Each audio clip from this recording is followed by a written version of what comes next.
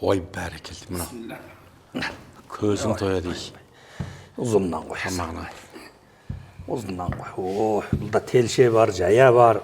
Бәрі бар. Бәрекелді. Нәкеңіз кездік. Әлхамдулилля, ішкізген, жегізген. Осынша нағметке бүгін Аллаға шексіз мадақтары болсын. Және Алланың игілігі мәселе адамзаттың абзал Мұхаммедке саллаллаху алейхи ва саллям, оның сағалардың разылығы болсын. Алланың ihsanымен Мұхаммед саллаллаху алейхи ва саллям ергендерге Алланың рақым болсын. Өмірден иман өтер. Ата-бабаларымызға, ана жерлерімізге, жақын жұрттарымызға Алланың рақымы болсын. Мұншама нағметке бөлеген Аллахқа шексіз шүкіршілік айтып, Алланың атымен бастаймыз. Аллаху акбар. Аллаху акбар. Қанеки беке, қолыңызды бір тигізіп жеріңіз. Кім? Ырымын жасап. Мынау мына жартықтың асылдануына мынаны бүйтіп бір жеңілдетіп алып Жаядан алыңыз, жаядан. Ырымын жасаңыз, содан кейін ары қарай. Біз сосын өзіңе теріс тәрсіз. Бұл жерде қысыр әңгіме. Бісміллә. Ана Ақселеу Сейдімбек, Ерғасқар бәріміз отырмыз да, Сәке. Сөйтіп отқан кезде кім айтады? Ақселеу айтады: "Ей, Ер, сен қазақ емессің, кезігің қайда, тура" десем, Ерғасқар айтады: "Қалтама кезік салмай, мінезім жаман еді" дейді. Енді әдемілеп кесіп берейін мен. Мынау үлкен ақсақалдар негізі бата жасап болғаннан кейін ырымын жасап кескеннен кейін мынау жас жігіттер әдемілеп кеседі ғой. Бір ет бір май қып, жапырақтап отырып. Сосын кейін бұл етті бір анау топырақ қазған құсап біреуін кесе бермейді. Әр қайсынан кесіп жегізіп отырады. Ет кескенде елдің тәбетін ашып жеру керек. Мынау тубиенің телшесі міне. Ой, әй, мынау жақсы болды. Маған шыбаттан құй.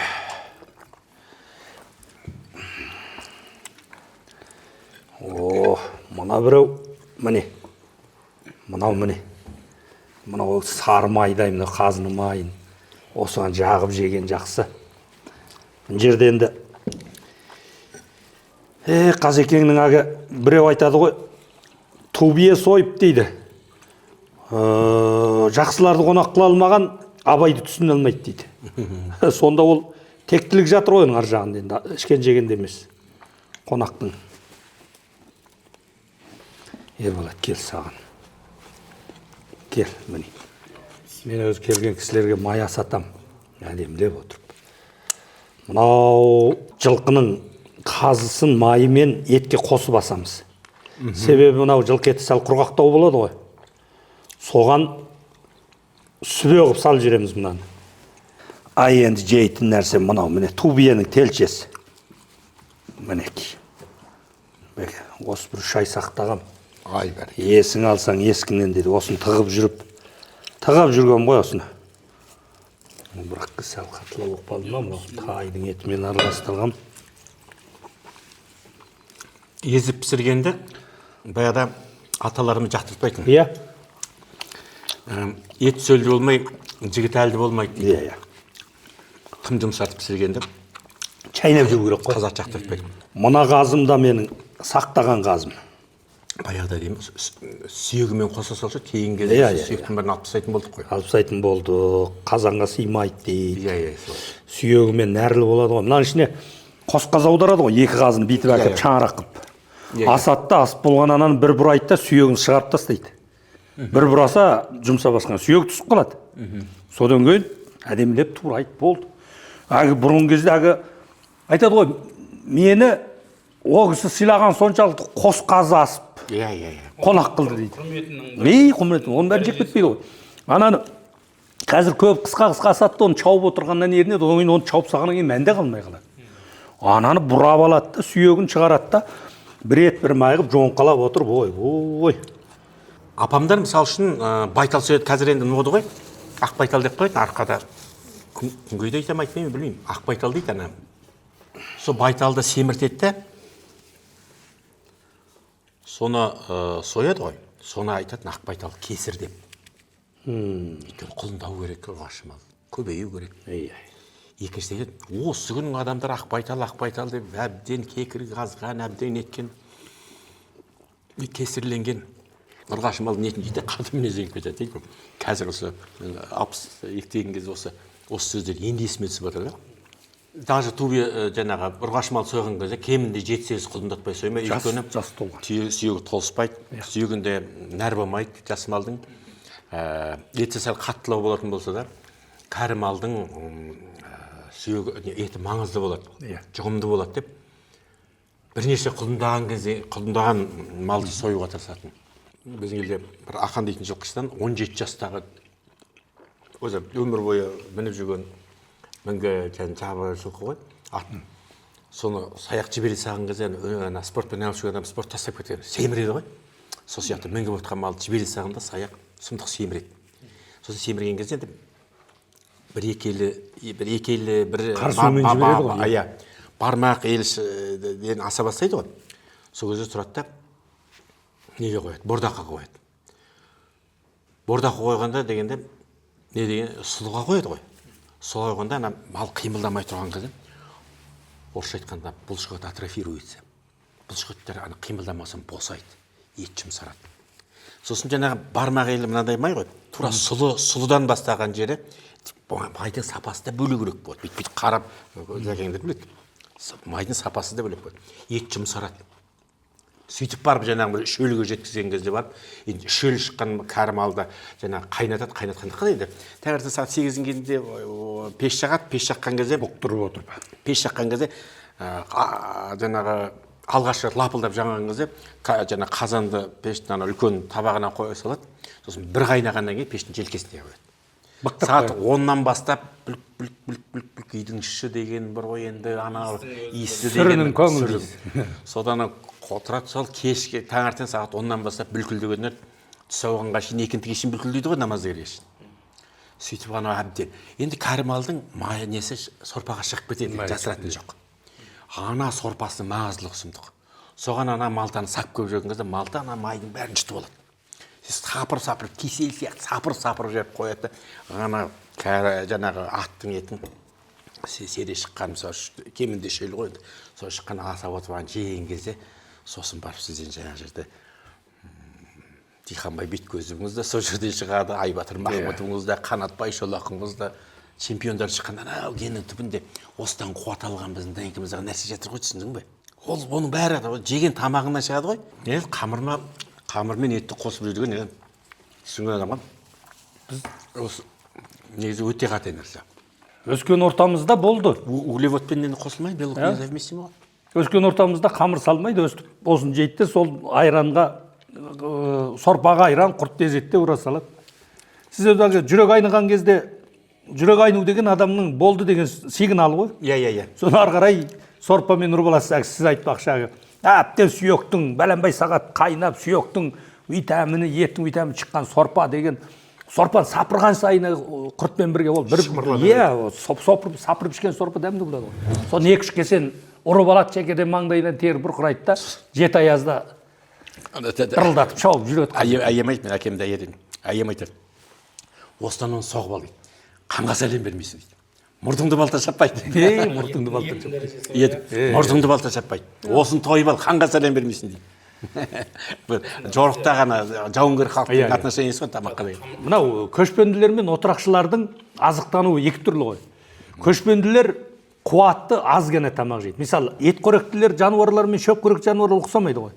Мысалы, етқоректі жолбарыс, қабыландар, шақар, арық, тарамыс тез болады. Мінездерді кескін. Ал шөпқоректі жануарлар, мысалы, олар кішкене етті жеңділеу, басқаша болып келеді. Отырықшы халықта сондай. Олар кетпен шауып, ауыр жұмыс істегеннен кейін калориясы молдау, құрсақты ашырмайтын ұн тамақ, басқа тамақтарға бейімде. Біздікі аттың үстінде болғаннан кейін 2 кесек ет, 1 кесе сорпа құртымен мінетте сол шауып жүреді ғой. Тойып алған адам ұйқы басып кетеді ғой. Жер бетінде халықтар бөлінеді ғой. Воин дейді, жауынгер халық, таргаш дейді, саудагер халық, сосын егінші дейді. Біз енді негізі жауынгер халыққа жатамыз ғой. Ат үстінде жүрген. Сондықтан қарабасын, Ербол, өз әлемде итальянский кухня, өзбекский кухня, тәжік, персийский кухня, андай кухня, бірақ монгольский кухня, казахский кухня дейді кухня жоқ. қырғызский кухня дейтін жоқ. Тунганский бар, ұйғырский бар, өзбекский бар, отырықшы халықтарда бар. Бізде бір тамақты сәндеп, тәттілеу үшін, бізде қуат үшін, соғыс үшін, жорық үшін, энергия.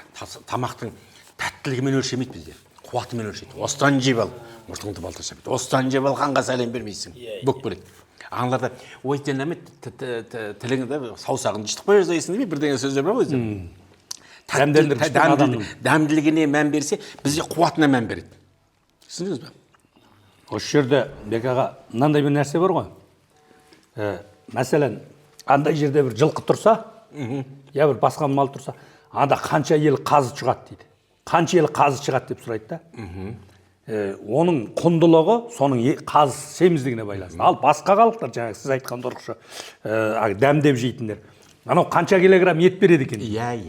Біздің құн көзқарасымыз мүлдем ұқсамайды. Мысалы үшін перелом дейміз ғой, сүйек сынады ғой. Сүйек сынып сынық қате біткенде не істейміз? Білесіздер. Жылқының ішмайына, қасына сүйекті орайды да. Сөйтті қате қайттан сындырады. Сол кезде жылқының майына ораған ет ерейді. Оп-оңай қайттан сындырасың да. Сосын қайттан жаңағы жігіне келтіріп саласың да. Сосын гипстайсың. Енді қараңыз. Бұл сүйекті ертіп жіберетін етті жазды күні жеудің қаншалықты зиян екенін білесіз бе? Өз сырттан ыстық, іштен ыстық болғанда давлениең көтеріледі, қан қысым, қан басым дейді. Қан қысымы көтеріледі, басқа да қаншама зияны бар.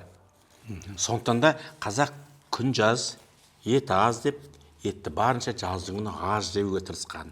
Негізінен ағарған жейді. Тары жейді, басқа жейді деген сияқты. Енді жылқының етін сойғанның өзінде соғымның уақыты қашан басталады? Арқада.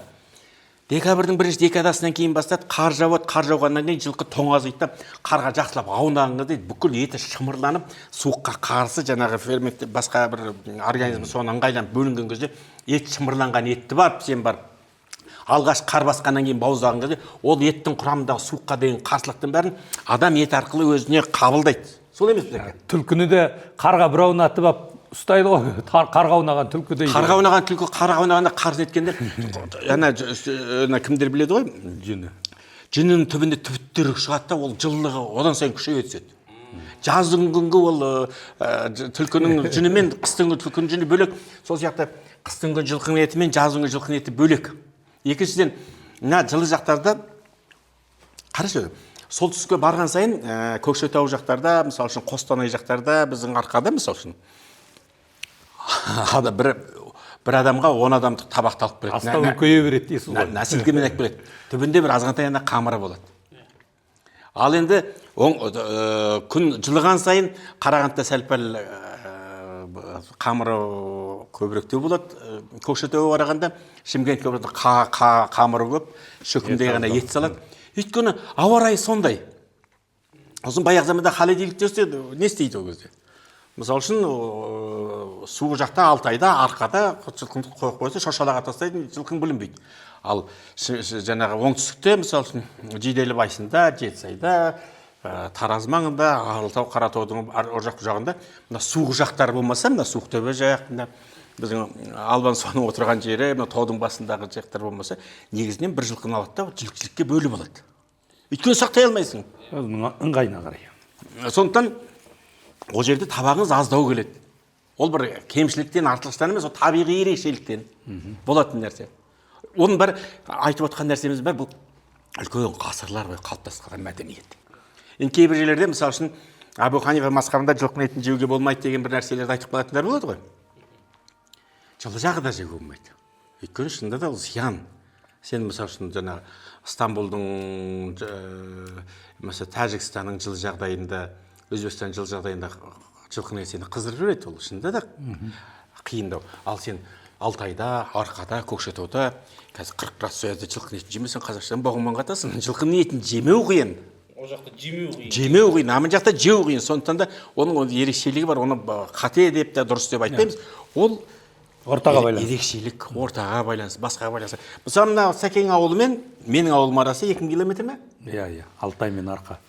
Бірақ еттің бабы бірдей. Өйткені бір белдеуде, суық белдеуде жатырмыз. Былай қарай 400 километр Мойынқұмнан былай асқан кезде Жаңарқа мен жаңағы судың ар жағындағы еттің баптауы басқаша. Негізі ол жылы жақ. Жылы жақ болған соң онда етті тұтыну басқаша. Сосын ет баптаудың өз түрі бар мысалы үшін. Мысалы мынау мейіз сүр болып келеді, қақиған кезде не дейді қазақ? Арша сүр дейді. Арша сияқты қызыл болып қалады ғой. Божымық сүр дейтін болады. Қойдың етінде сүрлейді. Енді бірақ енді қойдың етін сүрлеуді бұл Моңғолияның керейлерінде қойдың етін ондай сүрлейтін қазақты көрген жоқпын. Бар ғой, біздің Жаңарқада да енді бір шама тамақтың қадірін білетін жер ғой. Бірақ керейдің қойын сүрлейтіндей ана тошала дейді, бұл жақта шошала дейді ғой, ол жақта тошала дейді енді сәл өзгешелік.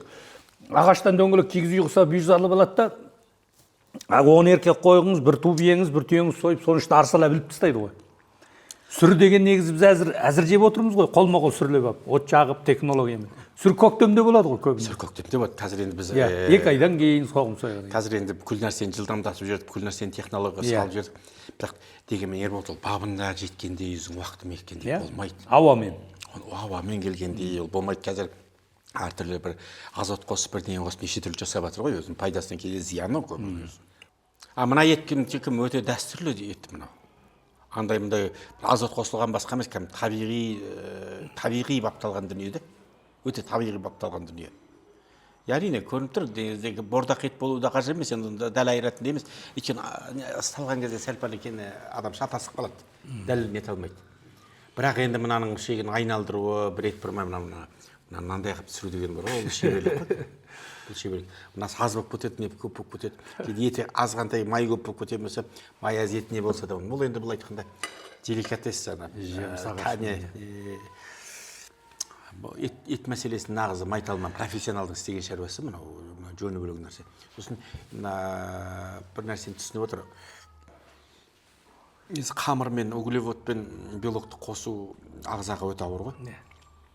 Сонда нан мен етті қосып жеу деген нәрсе организмнің соры ғой. Тура қазақтың дәстүр қалпында ет жеке желенген. Бірақ ет аз болса тоймай қалам, қарным аш болып қалады деп барып қана қамырды қосқан ғой. Қазір біз енді қамырсыз жей алмай қалдық масқара болғанда. Жалпы мен қамыр жей қоймаймын. Мына еттің баптауы нағыз дәстүрлі баптау осы. Негізі Бәкаға мынау өз қазақты мықтыларының бәрі ет құмар болады екен. Жасы ұлғайған сайын ет құмар болады. Ет өзі бар ғой, 3 қабат болады. Майлы, және сіңгірлі, қара кесек. Осы үшеуі бірге жүрсе ет дәмді болады. Ет бұзған кезде сыртқы қыртысымен жүру керек. Малдың ішкі семіздігінен сыртқы семіздігі жақсы болады. Қыртысты. Мен малға көп бүткіл малды мына Ерболат тасып алып келеді маған. Мен шықпаймын. Көкжал қасқыр бір түнде 5 аттың 2-5 аттың жолын жүреді деген сияқты бұл бармайтын жері жоқ. Алтайдың саласы, Тарбағатайдың биігі, Көкшенің Паурай, Арқаның сай-саласынан жылқы тасиды. Ол мен қандай мал алатынымды біледі. Соны алып береді, сақаға дейді, иіріп қояды. Қаладағылар сап-сары болса қашады. Ал соны маған береді табан қаздар. Мен оны мәнерлеп отырып әкеп қайтадан өздеріне бергенде кусни деп жақ қояды. Мынау күнге бысқан шөп, суға бысқан шөп деген. Сіздің арқа мен оңтүстіктің ана тықыр шөбі күнге бысқан шөп. Тамыр терең, бойы қысқа. Ал мына Жетісудікі тамыры қысқа, шөбі ұзын болады да, ол суға бысқан. Ол күннің энергиясы толық алмаған. Осын жегендікінде сәл жасықтау болады. Мен ана Серік ағатайым, Серік ағам Ақшолақып, сүйікті өте сыйлас ағам бар, нейрохирург. Сонда Орынбасаров дейтін, Сайлау дейтін бір ағамыз, өзі қалжың, бір әзіл қой емес, бір қалжыңға онша қыры жоқ, өте серьезный дейміз ғой, сондай адам. Сол кісі айтады. Операция жасайды ғой. Миға операция жасады, челіп дейміз ғой, бас сүйекті ашады. Бас сүйекті ашқан кезде оны кәдімгі сверло бұрғымен бұрғылап тұрып теседі, наркозымен. Қақпаған ашты, миға операция жасайды. Сол кезде мына Қазақи ауылдың қазақтары келсе дейді жаңағы. Жаңарқаның Ақсойылдың, болмаса жаңағы Алтайдың, Малды ауылдағы Меркенің қазақтары сияқты келеді ғой жаңағы Қазақи ауыл.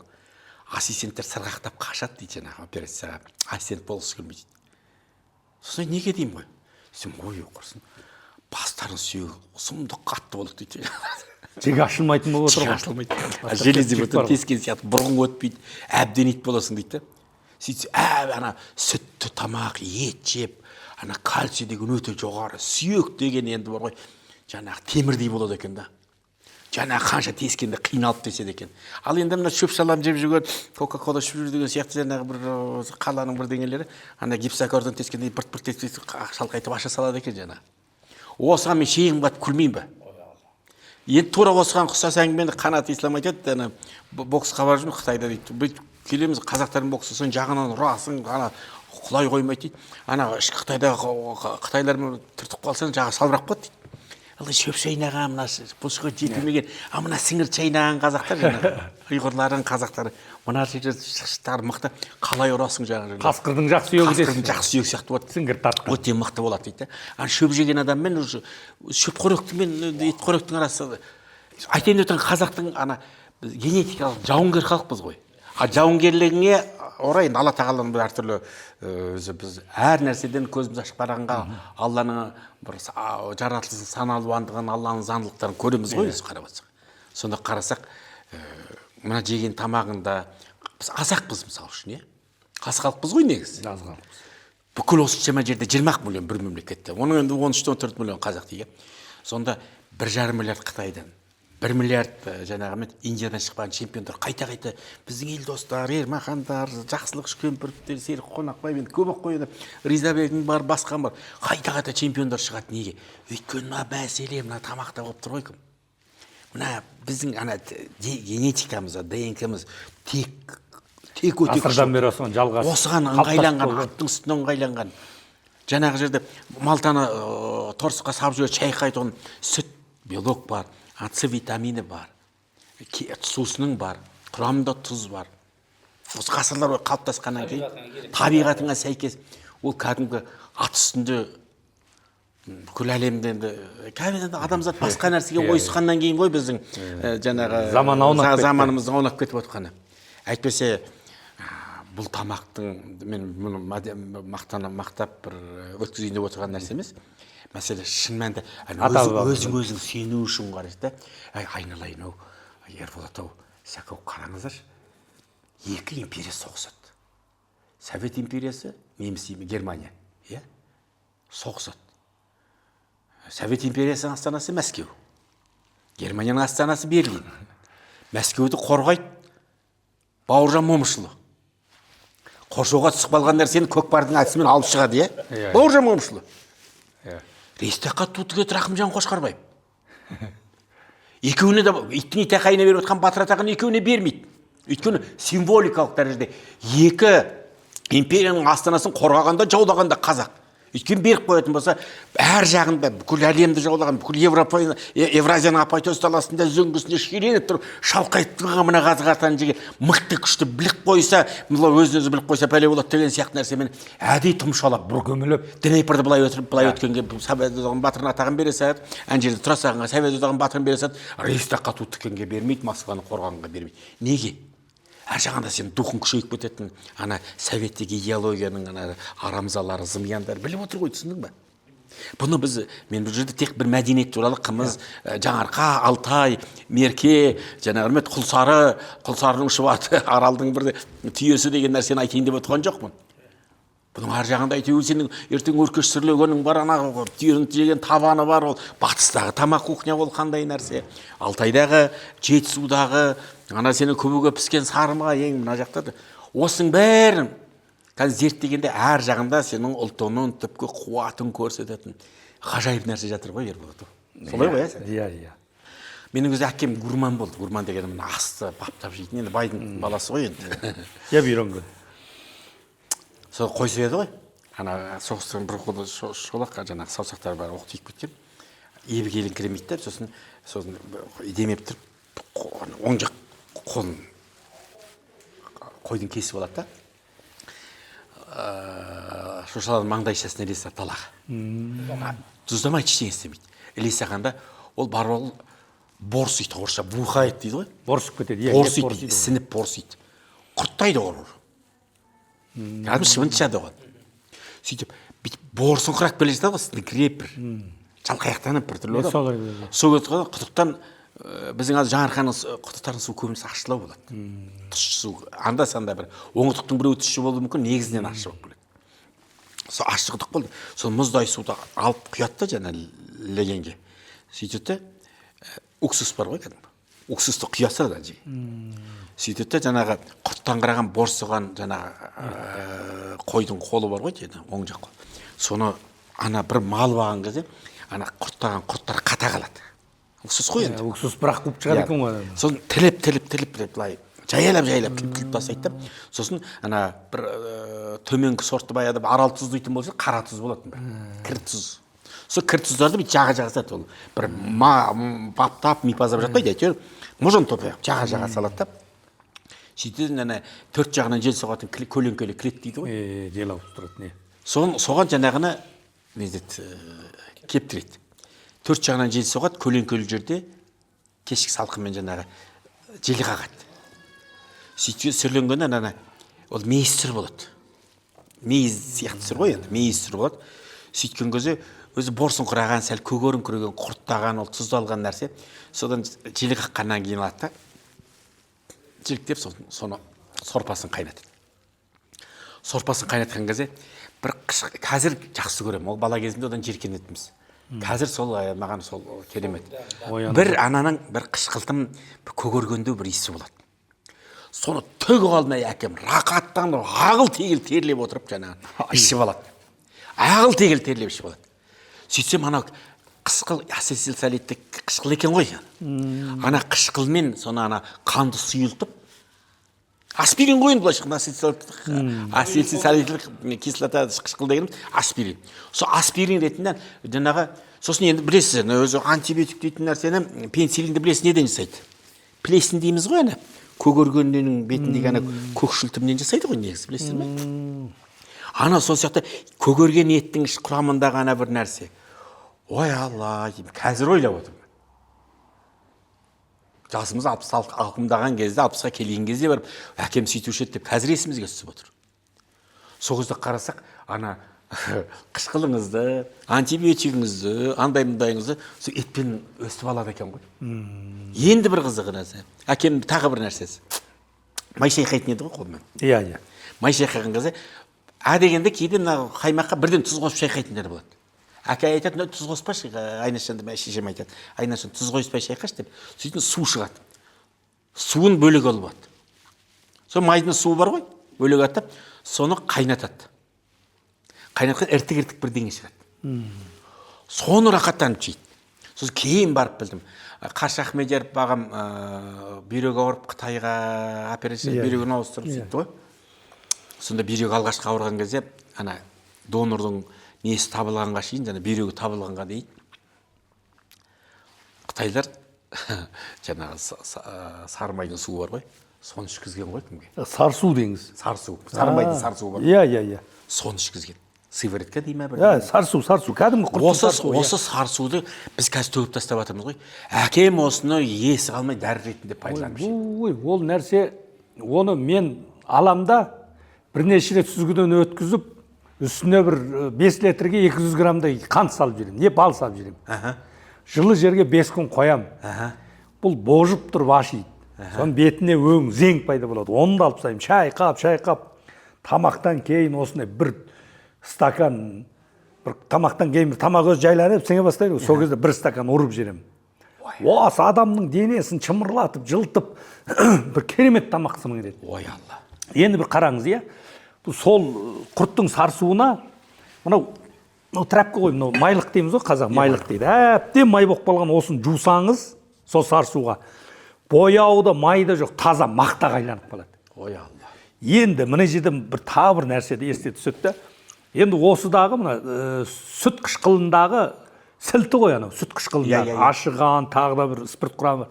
Осы нәрсе мына қандағы бүткір түйіндердің бәрін тазалайды екен.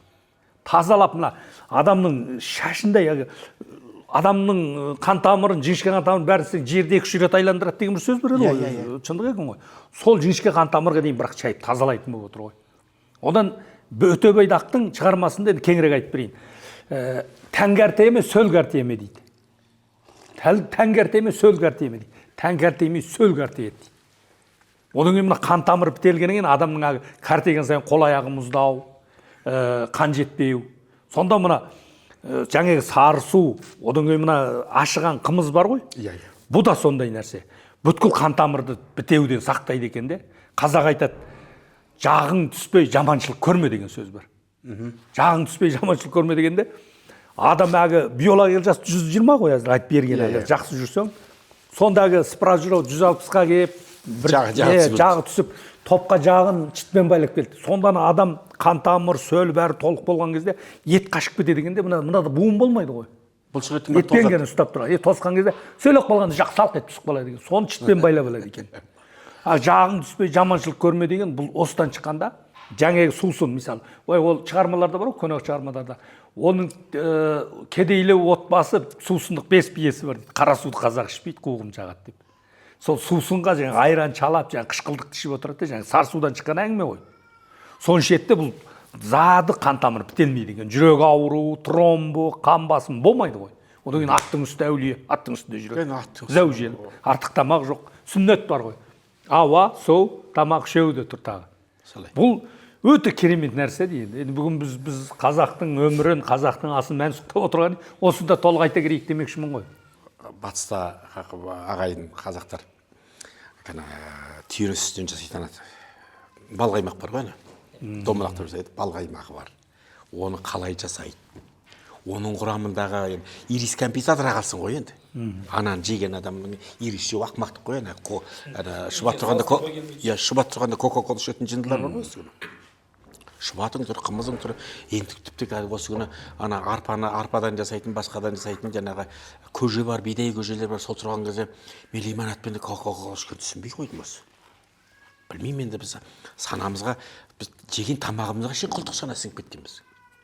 Содан баса бері қарай түйенің етінен жасайтын не бір тамақтар бар, сүрлеген өркөш бар, түйенің табаны бар, түйенің шегінен өретін қандай тамақтар бар батыста. Одан бері қарай тек қана бұрын жаңарқада болатын бір апамдар жасайтын ыстық құртты ашытып отырып, мына қайнатқан құртты осы сұйығын ашытып отырып бар ғой, ішкенде ішінен терін шығаратын.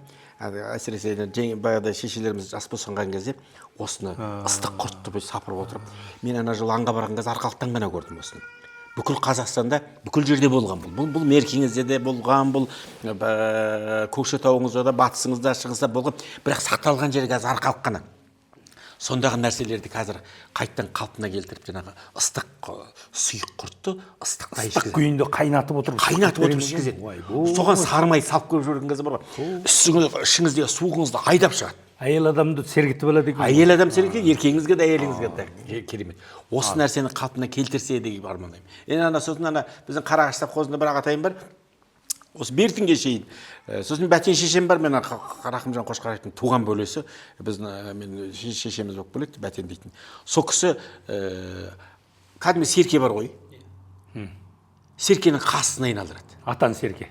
Атан серкенің қасына айналдырады. Қос-қосылап айналдырады, тым жіңішке болып кетеді. Ол серкенің қасының тәттілігі деген ол айтуға келмейтін нәрсе ғой. Ол қазір ол дәстүрден айырылып қалды. Сосын жаңағы жерде енді сәкең арқылы Алла разы болсын, қазір өзі жаңағы пышақты ұстап етті турағаннан бастап бұл да үлкен мәдениет қой. Мысалы үшін жылқын сойғанда, сүннет бойынша сойған кезде құбыла қаратырып тұрып, баузап көп жүрген кезде тек қана венасына күре тамырын ғана қияды да, баяғыда шалдар жылын шықса ойбай салатын еді ғой, қолынан таяқ қойып тарт көп еді. Жылын шыққызбайтын, жылын шықса бірден өлім келеді ғой. Жан кетіп қалса, денедегі қан айдалмай қалады. Күре тамырды қиып жегеннен кейін байлап тұрған аяғын шешіп қойғанда серпіп бойдағы қан кірдің бәрін айдап шығады ғой. Ет тап-таза болады. Бұл да мәдениет. Бұл тек қана мәдениет, бұл денсаулық. Бұл дінің сенің, бұл дәстүрің сенің, бұл сенің мақтанышың. Осыдан бастап жаңа жерде. Баптаған кезде арасында ғана сіңірін алып тастап, тұзды тұтық қалады ғой, жібермей бас. Сіңірін бар алып тастайтын, не бір пысық қатындар болатын баяғыда. Без жейтін қаншама халық бар дейсіз ғой. Без жейтін халықтар бар. Безге деймін. Бір без жібермейді. Без деген ол ауру ғой. тап қазақтың тамақ жейісінің енді бекзаттығы, оның әрбір нәрсесінде ол безі бар, басқасы бар. Осы бұл мәдени терең мәдени. Жалғыз саяхаттан басқа Құдайдың құлы қалған жоқ қазір, осыны айтады. Менікі енді дилетанттық нәрсе. Мен оны бұл досконально бұны қанығын жақсы біле бермейді. Естігенімізді айтып жатырмыз ғой. Енді бұны зерттеу керек. Бұны кәдімгідей Евразия университеті дейсің бе, Назарбаев университеті дейсің бе, бұны бір тарихшылар, этнографтар деген сияқты нәрсе іске кірісу керек. Бұл жерде тамақ диетологтар дейміз бе? Шармановтың шәкірттері. Солар нету керек. Мынаның құрамындағы нәрсе сізді мың дәріңіздер бастайды. Мың дәріңіздер бастайды. Мына ірімшіктің құрамындағы нәрсе мың дәріңіздер бастайды. Өйткені сіз ғасырлар бойы осыны жеп, осымен жер жүзін Евразияның апайтөс даласын тітіркенткен қалсың. Енді қалған оңда неге аллергия көп? Ата-бабаң жемеген кивиді жеп жатырмыз, банан жеп жатырмыз, апельсин атамыздың астына айналып кетті, кока-коланы өтірік сөз, қанттан жасалған нәрсе тамақ сіңіреді деп, қазір артынан кока-коланы айтып жүреді. Ол адамды өлтіретін нәрсе, ол қанттан басқа түк жоқ. Ол глюкоза және бір табиғи глюкоза демесең болады. Кісіге бұл өте зиян нәрсе, бұл балаға беру деген баланы өлтіру деген сөз негізі. Өз балаң өзің қасында. Біз қазір әлемдік саясат жер бетіндегі адамды азайту үшін деп айтады, конспирологиямен басқамен қайдан білейін. Әйтеуір зиян екені анық. Мынауың тұр ғой сенің. Әлдеқайда арзан, әлдеқайда тиімді. Ғасырлар бойы қалыптасқан кәдімгі қаныңа, ДНК-ңа сіңісті болған нәрселердің бәрін қалпына келтіріп, бұл ұлт осымен қуаттанады. Алан сырттың саған сіңісті болмаған өзіңі сауда мақсатындағы. Сауда мақсатындағы нәрсе. Екіншіден, сосын өзі адасып қалады ғой организміне. Файлыңда жоқ нәрсе салып жүрген кезде лағып кетеді ғой. Сол сияқты тамағы дұрыс болмаған соң, жеген тамағы дұрыс болмағаннан кейін ойы бұзылады, ойы дұрыс болмағаннан кейін сатқын да, көттақы да, қорқақ та, бәрі осы бәледен шығады. Өзі ас адамның арқауы. Асы түзелгеннен кейін ойлауы түзеледі. Ойлауы түзелгеннен кейін адам қадамы түзеледі. Ол ойлағаның қадам мінезің сенің әдетіңе, әдетің тағдырыңа айналады ғой негізі. Бұл жай ғана әңгіме емес. Мынау жаңа сіз кока-коланы айтып отырсыз ғой. Мынау қазақта захар деген нәрсе бар. Захар, иә. Зәр дейді. Бірде мен захары қалады дейді. Біз ғой таза тамақпен қалыптасып алдық қой кісі ретінде, адам ретінде. Мысалы бұрын кезде үй бетін көрмей жалаң аяқ қаңғып кететінбіз. Дүниенің күннің астында. Оның өзі де біз табиғи физикалық жақтан дайындалу екен болашаққа. Қазіргі балаларды соткамен далаға шығара алмайсың. Күннің астында жалаң аяқ жүргізе алмайсың. Біз денеміз табиғи түрде қалыптасып алған, бізде мынаны ішкенмен бізде тікенімізде захар қалмайды. Қазіргі жастар кока-коласы бар, анау-мынау жасанды сусындарды ішіп-ішіпса, оларға денесінде захар қалып қалады да. Солар енді арғы бір қызбен екеуі бірге некеленсе, содан туған балаларда клетка захар көшіреді ғой. Солай. Сау, бітті кішкентай жаңа клетканың өзі ауру болып шығады ғой. Жаңегіден. Бұл мәселе өте жақсы көтеріліп жатыр. Жалпы бұдан шығатын нәрсе қазақ кухнясы, қазақтың асы. Әлемдік деңгейдегі талай отырыс елдердің тамағын тәтті дейді ғой. Бізге Бабатай дейтін туған бөлім бар. Сол Жаңарқада нетеді, құрылыспен айналысады. Сөйтіп, Өзбекстаннан біраз жақсы ұсталарды әкеліп не жасады. Құрылыс салды. Осыдан бір 10-15 жыл бұрын. Сосын бір кезде келгенде айтып отырмын ғой, Зәкейде, басқаларда біздің тұқымды тамақ гурмандар дейміз ғой. Тамақты әлдеқандай қылып жақсылап, әспеттеп, баптап жеген жақсы көреді. Сол тамақтан келген кезде бір шара бітіп қалған кезде осы жылқының етін осындай қылып жаңа қасып, жаңа жұмысшы ағайындарымыз ғой, өзбектеріміз, өзіміздің бауырларымыз. Солар жегеннен кейін міне уаллахи биллахи міне Алланың атымен айтайын. Тура соны жеген бар ғой, Хорезмнен келген бір кісілер бар ғой. Жігіттер, сенің палауың тамақ емес деді.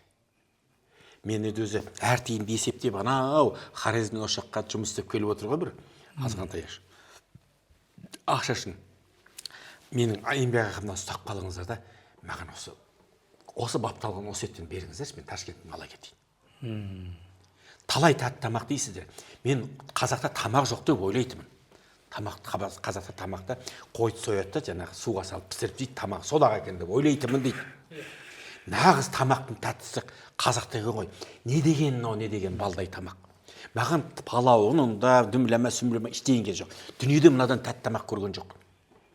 Менің әдей арнап анау Өзбекстаннан Қазақстанға ақша табу үшін келген адам өзінің ақшасын қиып, менің ақшамның кейбір жалақымды осы жылқының етімен безіне шала кетейін деп. Біз өзіміздің қадірімізді білмейміз. Біз әртүрлі нәрселерді басталады, отбивной жасайды, бір деген балғалап ұрады, кеседі, турайды, әдемілейді, қуырады, котлет қылады, сөйтіп беріп нечіп жатады ғой. Бізде мынаны дайындау процесс ұзаққа кетеді, бұны баптайды. Сіз таңертең сойған малды кешке асып бере салмайды. Бұған айлар керек кемінде. Апталар керек, жылдамай-ақ қойып. Оның бәрі кәдімгідей сәл бір процестің біресе шатысып кетсеңіз, еттің дәмі бұзылып кетеді. Бұл мәдениет терең, ұзақ кезеңге айналған мәдениет. Сосын енді етті шамадан тыс көп жеу, қысты күннен басқа уақыттарда пайдасынан зияны көп. Неге десеңіз, өте күшті тамақ қой. Жеңіңіз бе? Жегеннен кейін көп қимылдасаңыз, ат үстінде жүрсеңіз болады. Жеп алып диванда шалқаңызда соны ол адамды өзін-өзі өлтіру бұл. Етті неге шамадан калорияны өртеу керек. Калорияны өртеу керек. Жедің бе, жеген соң тренировка жасаса, жүзі, атқа мін, шап, жүгір. Біз басталып жейміз кешке қарай біздің ауылда мысалы жатып белкі ойнайды. Өмір сүру үшін тамақ жейміз, тамақ жеу үшін тамақ жемейміз ғой. Өмір сүру үшін тамақ жейміз ғой. Бізде тамақ жеу үшін өмір сүріп жатырмыз. Сондай нәрсе ғой. Осы бұл үлкен мәдениет негізі. Сосын жалпы мешкейліктен қиын нәрсе ғой. Мешкейлік жаман нәрсе. Нәпсіні теудің бір. Өзі хадисте бекер айтпайды ғой, қарнының 1/3-інде тамақ 1/3, су 1/3 ауа қалсын деп. Сосын екінші нәрсе бар. Пайғамбар саллаллаху алейхи біз қарнымызды ашпай тамақ ішпейміз. Біз қарнымызды ашпай. Яғни менің үмбетім бет-жүн жоқ былшылдап тамақ жей береді деген сөз емес. Тамақты жегеннен кейін оны жағып жіберу бар. Екінші, тамақты не үшін жейсің? Қуат үшін жейсің. Қуатыңды қайда жұмсайсың? Осының бәрі айналып келгенде бұл тәрбие де осы біздің дәстүрімізде, ұрпақтың тәрбиесі, дәстүрімізде, өткен ұлықтауымызда, келешекке беретін жаңағы эстафетаны беретін аманатымызда, осының бәрі осы жерде тұр. Баяғыда бір мен Германияға гастрольмен барып, енді біз қазақи адамдармыз ғой, өзімізбен қазы қартамыз алмасақ жүре алмаймыз ғой. Қайда барсақ та. Сосын әсіресе Европаға барғанда көбісі шошқан еді, харам нәрсе көп. Сосын сөмкеге қорғасын қорап алып, жаңағы бір қос қазымызды андай-мындай жаңағы қазы қартамыз салып аламыз да, шемендаға сөйтіп жүреміз. Сосын барған соң ана жерде бір нан, жұмыртқа бірдеңе жейсің, негізінен етіңді өзің алып бармасаң болмайды. Оларды өтпейді деңіз. Өтпейді. Біріншіден харам ғой енді. Кейбір қалалар болады, Германияның Фисхорн оңтүстік жағында, түріктер жоқ қалаларда мүлдем қиын. Сөйтіп жаңағы жерде бір қалада жүрдім осы, оңтүстік Мюнхен жағында. Сол қалада жүріп, дәстүрлі әншілердің фестивалі болды. Сода парадпен кетіп барасам, қалың, «Ей, қазақ!» деп біреу. Қарайым, қалың шикіл немістің арасы. Сөйтсем бір неміс тұр екен. Көкшетаудың неміс екен бейшара. Сөйтіп Көкшетаудан жаңағы көшіп кепті да, оралмады. Бұл 98 жылы. 98 жыл. Мен намаз оқым 2 жыл болған. Есімде қалып отқан себебі. Өйткені алдында біз бара бер жей береміз, кейін білдік қой, енді харам екенін, ана жеуге болмайды. Сосын бір келгеннен кейін осындай әңгімелесті, қазақшаға судай, орысшасы жақсы. Кәдімгі үлкен 60-тардан асып кеткен ақсақал, менің көзі балам ғой қайда. Сөйткен жер болған жоқ, бір кезде тұрды, етің бар ма деді. Иә, бар деді. Үлкен кісі гостиницаға еріп барды. Сосын жаңағы қасынан турап, жылап жіберер адам жаңағы.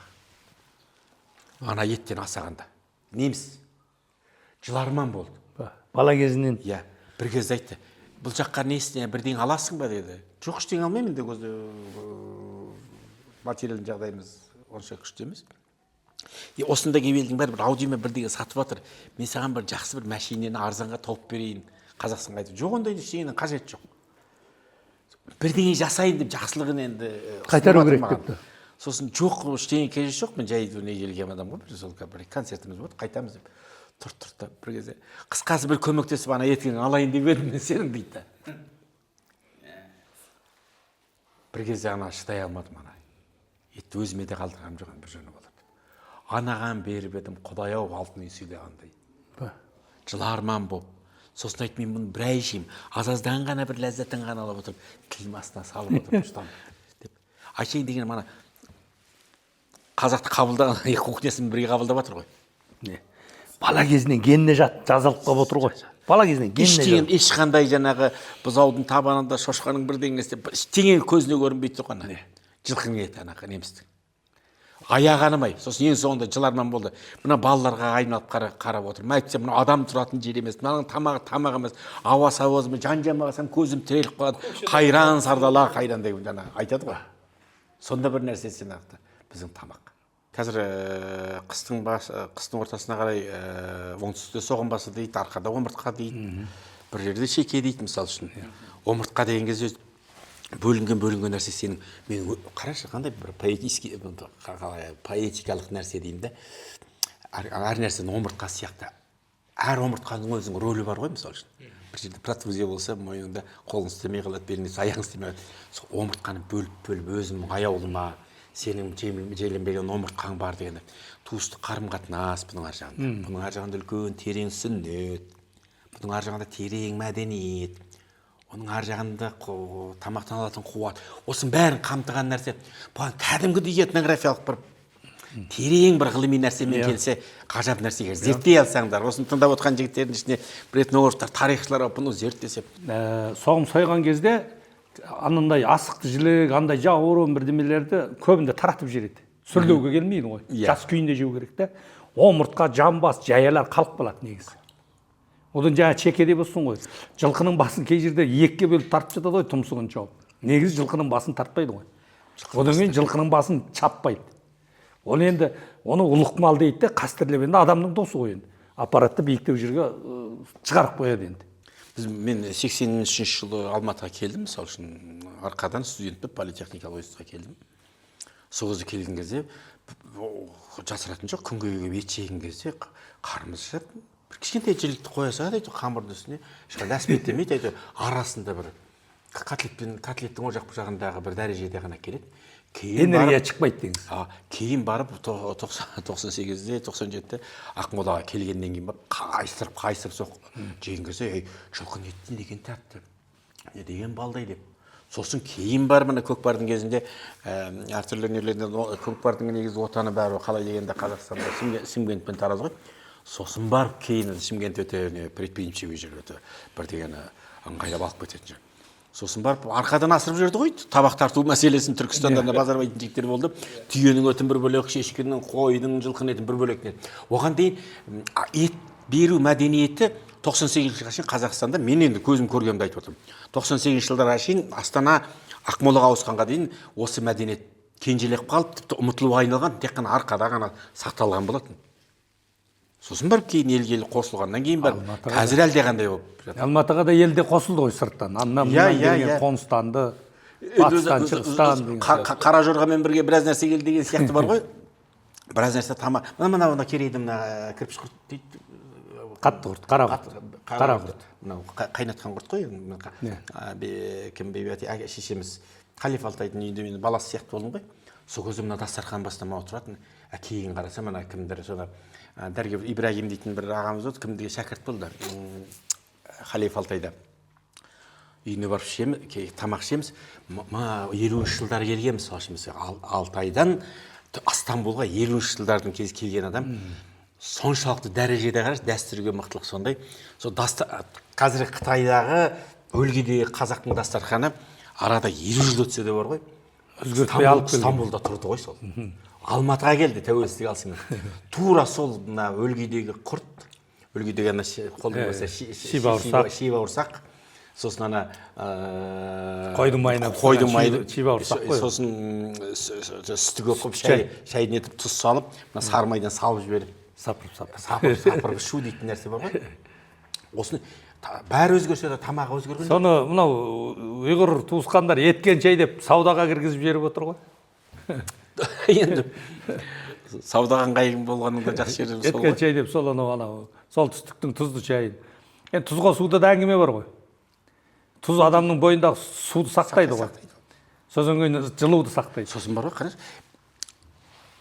Суы өте тұщы жердің қазақтары, мысалы Қарқаралының қазақтары бар, өйткені суы тұщы ғой. Шайға тұз қосып ішеді.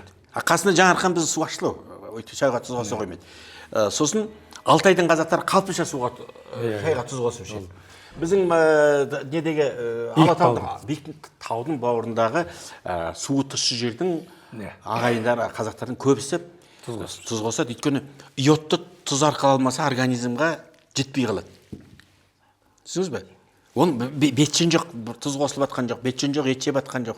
Осының бәрінде бір негіз бар. Сосын Халиф Алтайдың үйінде отырып, жаңағы керей құрт жеп атқан кез айтатын, мынадағы С витамині дейді бар ғой. Осындағы С витамині. Ешқандай витаминмен, ешқандай таблеткамен ала алмайсың дейді. Мынаны ешқашан ала алмайсың. Мен Айткүл тәтем бар ғой, шешем туған сіңілісі. Сол гемоглобин түсіп кетті. Құдай гранату соқты ішкізді, болмайды, тамырына құйды, неше болмайды.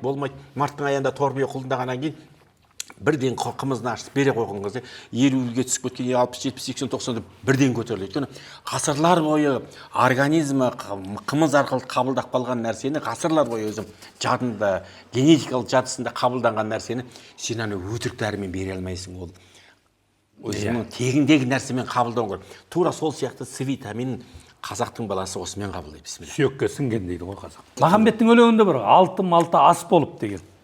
Сондағы мынау қатты құрт қой, мынау күнге қақтайды, мынау өте қатты болып қалады, тастай болады. Мәселен, соды жорықта мына 5-6 тауын алады да, арттағы бөктеріншекті қанжығасында. Кішкене торсығына су құйып, ішіне мынаны салады да, күні бойы желіп жүреді.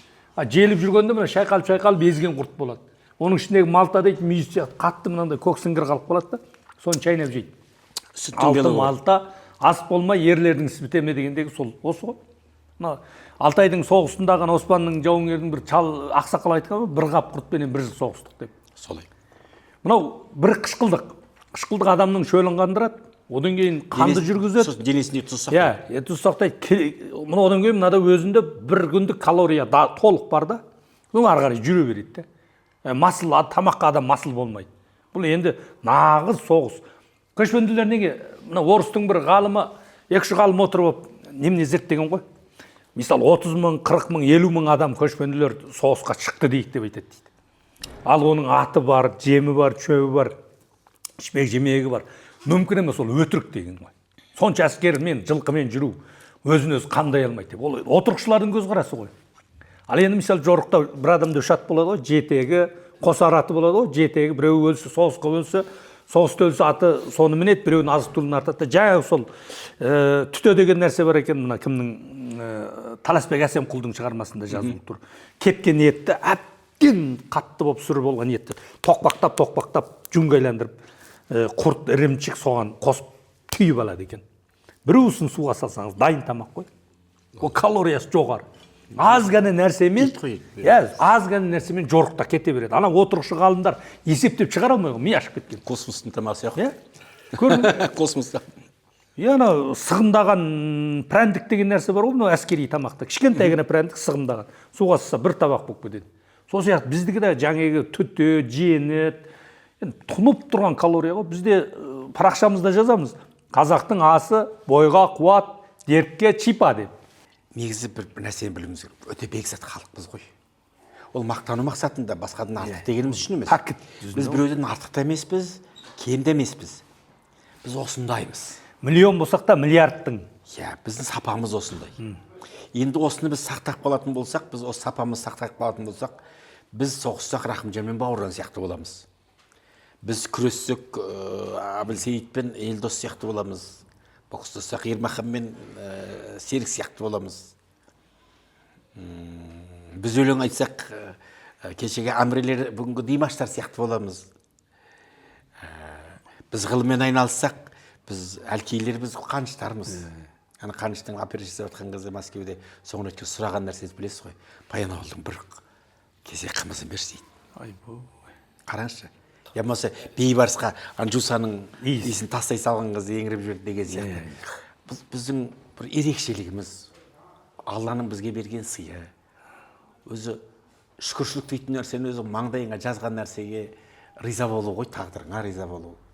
Оның үстіне жай ғана ризашылық емес, біздің жаңағы сый табағыңыз болсын, жаңа Ерболат айтып отқаны әркімге берілетін жаңағы біздің протоколымыз болсын, жаңағы құдаға тартылатын, ақсақалға тартылатын, күйеуге тартылатын, басқаға тартылатын жаңағы тамақтардың түрлері дейтін нәрсе.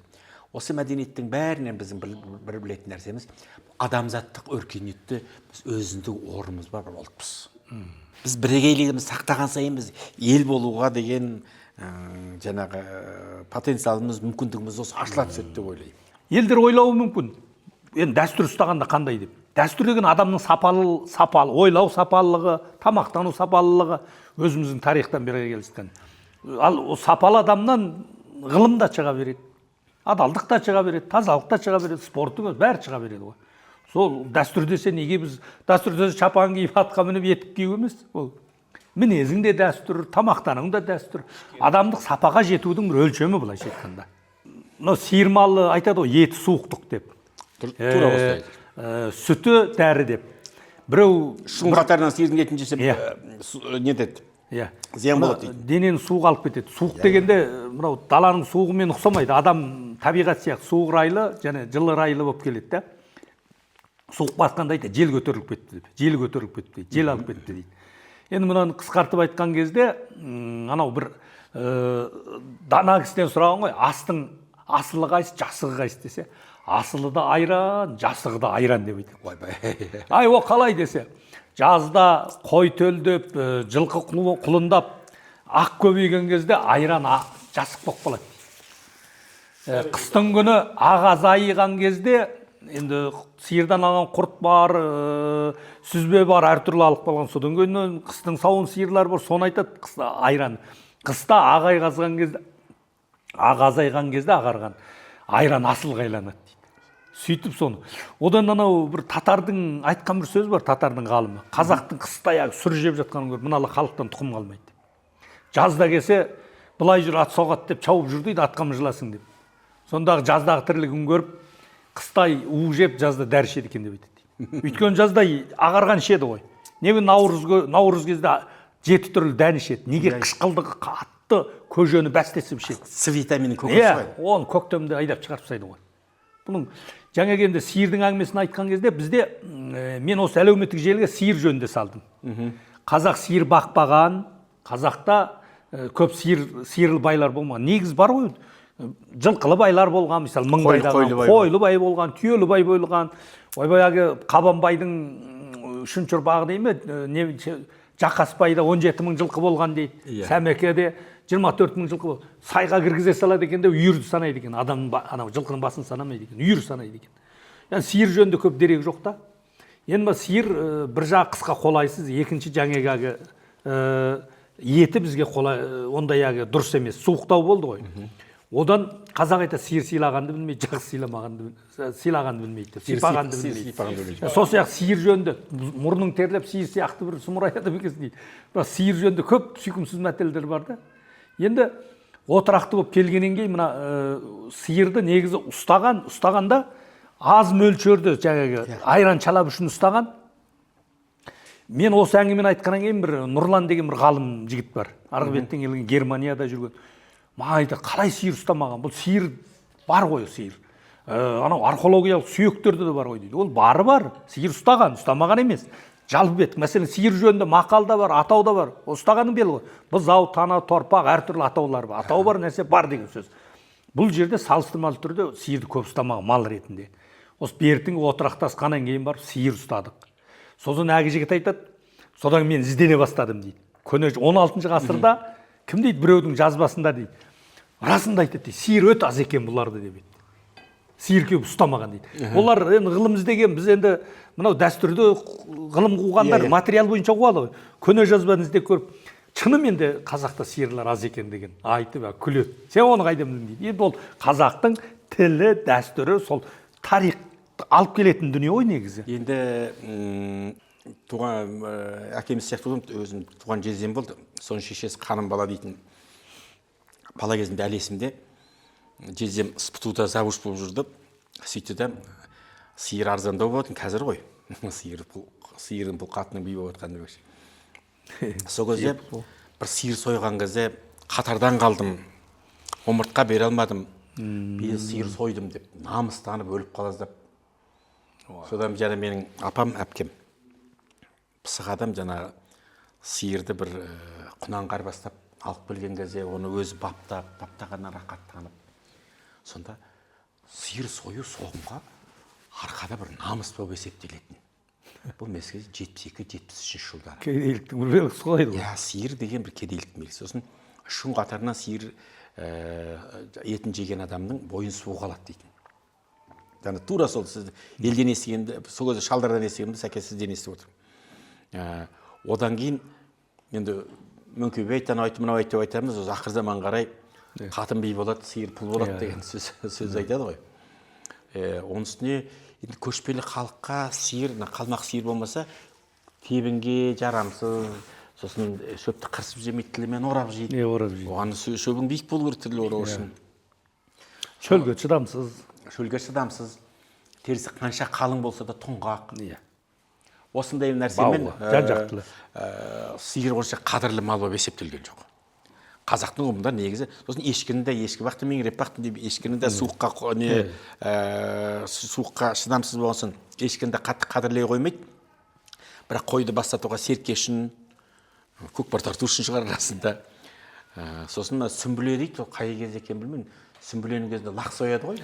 Сүмбіле туғанда су суиды дейді. 8 августтың 15-ден кейін сүмбіле туады мына жақтан. Сүмбіле деген бір жұлдыз бар бейте, сары жұлдыз. Августтың 15-ден кейін сентябрьға туған кезде лақ неден шығады? Емшектен шығады. Емшектен шыққан кезде енді переходной возраст қой. Ана үлкен өмірге өтеді ғой, лақтықтан өткен кезде ненің лақтың несінде бәлиғатқа қарай өткен кезде стресс болады. Бір жолата шөпке қарай өткен кезде сүтті тастап. Сол кезде ана жаңағы суыққа қарға ойнаған жылқы деген сияқты еті осы сол бір стресстің кезінде әдегенде жүдеп бастайды. Жүдеп бастағанда ананы сақтап қалу үшін Алла тағаланың заңдылығымен енді ана сақталу үшін Алла тағала әртүрлі нелер береді ғой, енді организм. Тура сол кезде бастады қазақтың шалдарларды жеп қояды. Өйткені сол кезде дейді, естігенім жаңағы лақтың етінің құрамында цинк өте жоғары болады. Цинк өте жоғары болады. Цинктің немене екенін білесіздер ғой енді. Тура сол сияқты бағлан. Емшектен шыққан кезде бағлан ғой, шөп басы қауызын жарып, бағлан қозы құйрығын ауырлаған шақ деп Жәнібек Кәрменов жазатын. Сол сияқты шөптің басы қауызын жарып, бағлан құйрығын ауырлай бастап, жаңағы емшектен шыққан кезде қой қозысынан жерігенде дейді. Қой қозысынан жеріп тепкіленіп, емізбей күйік түседі ғой, күйікке түседі. Сол тепкіленіп, жаңағына қасына қозының емшегін бермей бастағанда, қозы да стрессқа түскен кезде сол кезде қазақтың шалдары бас салады, еркек тоқтын жеп қойады. Өйткені сол кездегі бағланның етінің құрамында цинктің мөлшері айтуға келмейтін жоғары болады. Сол кезде жаңағы 70-байларыңыз, 60-байларыңыз. Бағлан дегенде есіме түседі де. Бұрын көзіміз көргенде ақсақалдар, енді алтыншы айдың 20-лары қозы пысады ғой. 3 ай болған кезде. Сол кезде қозы сойып жейді. Мына о кезде мына қымыз біреу сапырып отырады да, қымыз ұзақ, қымызды осы қышқыл нәрсе болғанмен бірақ жұтпайды ғой. Енді асығып келгендерге береді, езуінен ағызып тізерлеп отырады, шекті рахмет айтып кетіп қалады. Негізі үш саусақты қондырып алады да, әңгімені ұзақ айтып, бірақ кесе құяды. Көп емес, аз. Шайқап отырып, соны сыздықтап ішіп, көзін сығырайтып әңгіме айтып. Онда уақыт жоқ өзде. 5 намаз, 2 намаз, ақшам намаз. Сол намаздың арасы сағат емес. Намаздың арасымен ген айтады. 2 боқ қапты, ақшам боқ. Сол ұзындығын ішеді, балбырап, сосын кейін ана қозының етін жейді. Мына қымыз ішкен кезде қымыздың құрғақ заты, құрт сияқты құрғақ заты ашқазанға қонады ғой. Сосын кейін қымыздың құрамындағы сұйық, бағын айтқан сарысу қанға өтеді, қанды сұйылтады, адам масаяды. Сөйтіп балбырап отырып әңгімені ұзақ айтады, уақыт шектемеспейді. Соны жаңағы қышқылдық ашқазанын жей бастағаныңызда ана бағланның еті келеді екен. Соны жұмсақ сыпылдатып соғады. Осы 1-2 ай соны бағланның қозының етін жеп, қымыз ішкен үлкен ақсақалдардың сол кезде 60-тан жоғары кісілер ғой, 60-70-ге. Беттер сәбидің бетіндей балбырап кетеді ғой. Қызыл күрең болып албырап кетеді кісілер. Сібей жеді, немне жасар болды. Сол көзіміз көрді. уақыт жоқ ол кісілерде. Таңдан бесіннен ақшам намазы сондай уақытпен келіп отырады. Сол қымыз ішу мәдениеті деген сол ғой. Мен көбінде жолға шыққанда беке 4-5 литр қымыз алып аламын да, 1,5 литрлік құмыраға құйып, жартысына дейін құйып, чайқап отырып, бір-біреу беріп қоямын. Ана аздан аузынан нұрттап отырамын. Бұл өте сіңімді. Қанды сұйылтады ғой. Иә, өте сіңімді. Бұны еміздіктетіп бір жол ішпеу керек. Аздан жіберіп отыру. Бұрынғы қымыз ішу мәдениеті сол. Ұзақ жолда тіпті жақсы. Енді әзір таңнан кешке дейін отыра алмайсыз ғой. Осы бүгінгі біздің кездесуіміз сол талай этнографтарға, болашақ тарихшыларымызға, осы бір технологтарымызға бір азық болса, осыған бір түрткі болса деген ой ғой енді. Астарыңызға адалдық берсін Алла, бастарыңызға амандық берсін. Қандай керемет балдай тамақ жедік. Ана баққан адамдарға Алла сауаптарын жазсын, істеген адамға, асқан адамдарға да Алла сауаптарын жазсын. Жігіттер, енді тағы да бір айтатын нәрсем. Бұл нәрсемен тоқтап қалуға болмайды. Бұны бір бағдарламалардың бір тезістік басы болсын бұларыңыз. Қолымыздан келгенше мен де көмектесейін. Саяхат ағаларыңыз да көмектесіп отыр. Басқа бір адамдарды осы жерге шақыру керек. Мынаны көріп отырған Алаш даласының алты бұрышындағы әртүрлі жер бар. Оралдағы ағайындар бар, Атыраудағы ағайын бар. Мына жақта Павлодарда Баянауылдағы ағайын бар, мына Арқалықта ағайын бар, мына жақта Жиделібайсынан Аралдағы. Таудың бауырында отырған Бақанастың керемет қойы бар. Осыны бәрін қадірін білетін адамдар, әркім өзінің дегенінше, мысалы үшін қазірде сайттарыңызда нелеріңіз бар? YouTube каналдарыңызда осыған жана келетін ұсыныстарды бәрін саралаңыздар. Саралайық. Мен де бұған дайынмын, өзім үлесімді қосуға, иә. Осыны алып кеп, бұл да бір аманат сияқты нәрсе. Бір сабақты инесіне қалдырмай осыны бүгінде бізде сақталған нәрсені жинағанымша жинап келешекке тастап кету біздің міндетіміз. Біздің міндетіміз. Сосын бір сөз бар, көп адам айтады, өзіңі көп алма деп. Жоқ, көп алу керек. Осы маған Ақселеу ағатайым бір үйреткен нәрсесі бар ғой, Сәке. Бізге көп алуды үйретті. Жауапкершілік қой. Сонда айтатын. Бекболат осыны сен істемеде кім істейді дейтін сөз айтқан кезде адам аяға басы тәлтіректеп қалады. Айналайын, сен білесің. Политехникалық неде оқыдың, техникалық, былай айтқанда математикалық ойлау жүйен қалыптасқан адамсың. Дәстүрлі неге қанғансың? Жаңағы мәдениетке, әнге қанғансың. Онсын консерватория оқып жатсың. Енді сен істемегенде бұны кім істейді деген нәрседен мойныңызға жауапкершілік алды да, енді Алланың қалауымен, Алланың мейірімімен, Құдайдың берген абыройымен, мысалы үшін, енді ешкім айтпағанда айта берейін, Доспанбет болсын, Шалгиз болсын, Қазтуған болсын, Асанқайғы, Дулат болсын, енді тірілттік қой. Тірілткені кім тірілді? Бізге Ақселеу ағатайымдар бізге түрткі болды. Содан біз іске кірістік. Жан-жақтан ақыл айтты. Сағын Жалмышев, Қаршы Ахмедияров, Абдулхамид Трайбергенов, Саида Елеманова, небір жаңағы қазір аузыма түспей отыр. Мұхтар Мағауин, Әбіш Кекілбаев, мына жерінен ауынды қос, сен анау бастап едің ғой, мына нәрсені ұмытып кетпе деген сияқты нәрсемен Алла тағала мені себеп қылды, бірақ қаншама кеңесшілер көп болды, көп нәрсе әйтеуір қалпына келді.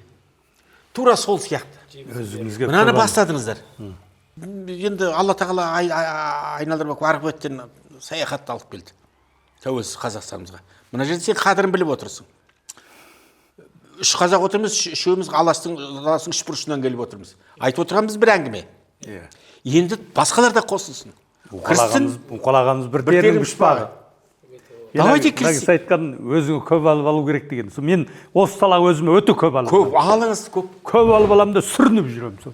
Өйткені ойлаған кезде көп жауапкершілігі бар. Жығылмасаңыз болды, сүрініп жүремін. Мұрныңызбен жер сүзбесеңіз болды. Ал енді құрметті Алаш жұрты, бүгін мынау Бекеңді таныстырудың еш керегі жоқ. Алаш білет, өзіміздің құрметті ағамыз, қазақ өнерінің қас шебері, дәстүрдің жоқшысы. Бүгін осы кісі қонақты енді. Мынау біздің каналымыз, біздің канал емес. Бұл сіздердің каналдарыңыз. Біздің айтып жүргеніміз халықтың қазынасы.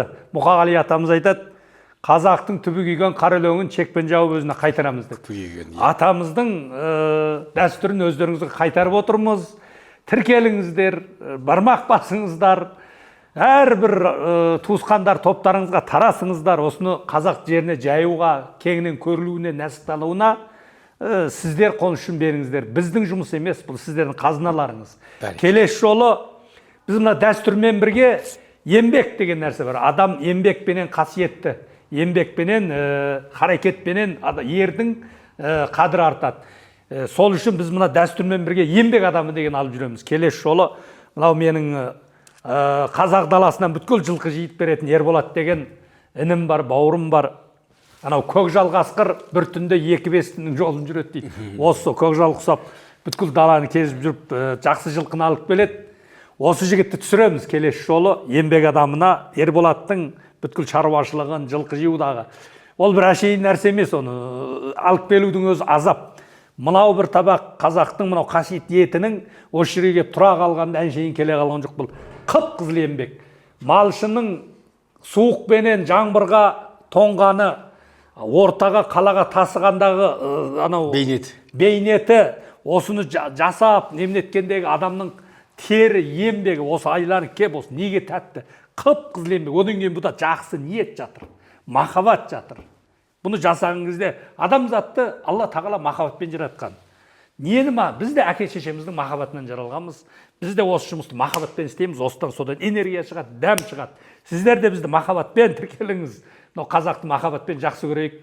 Дүниені махаббат жайласын. Абай атамыз айтқан, махаббатсыз дүние бос деп. Ал қазақ даласы, қазақ елі бостықты толтырайық. Рахмет сіздерге. Ведущий, керемет енді сен. Қазақи шешен.